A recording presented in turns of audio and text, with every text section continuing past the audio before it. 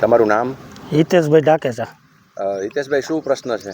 પ્રશ્ન એ છે મનોજભાઈ કે થાણા ગાલોર સેવા સહકારી મંડળી દ્વારા જે સીસીઆઈ દ્વારા આજે ખરીદી કરવામાં આવી છે. આજે પહેલો દિવસ છે અને મારી પોતાની તુવેર મેં સીસીઆઈમાં નાખેલી છે.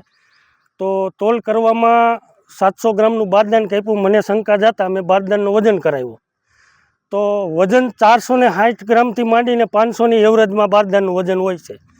તો એ મંડળીવાળાનું એમ કહેવાનું થાય છે કે અમારામાં ઘાટી લાગે ને 700 ગ્રામ વજન એક બારદાનની અંદર લેવામાં આવે છે ખેડૂત પ્રત્યે.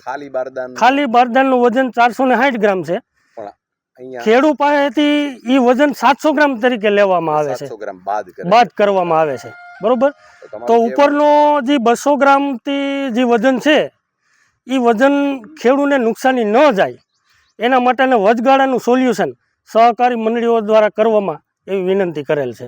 આમાં તમને લાગે છે ખેડૂત ક્યાંય છેતરાતો હોય એવું? ખેડૂત એપીએમસીથી માંડી દરેક જગ્યાએ વેચવાની અંદર ખેડૂત છેતરાય જ છે. ક્યાંક વેપારીઓમાં છેતરાય છે, બરાબર, ક્યાંક એપીએમસીમાં છેતરાય છે, ક્યાંક આવી મગફળીથી માંડીને તુવેર ચણાની ખરીદીની અંદર જે ટેકાના ભાવે ખરીદી કરવામાં આવે છે એની અંદર પણ ક્યાંક ને ક્યાંક આવી વસ્તુ જોવા મળે છે.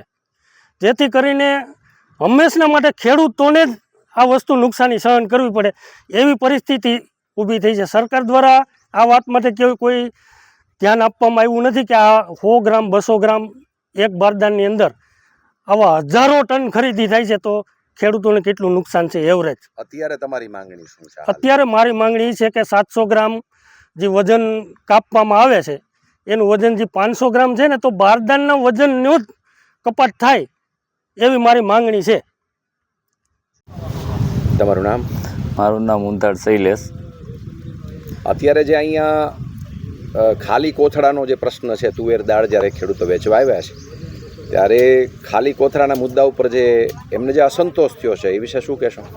હવે એમાં એવું છે કે નાફેડ અમારી પાસેથી બારદાનનો વજન 530 ગ્રામ લેખે લે છે અને ગોડાઉનને પહોંચાડવા માટે અમારી પાસેથી 530 ગોડાઉનમાં અમારે પહોંચાડવાનું છે.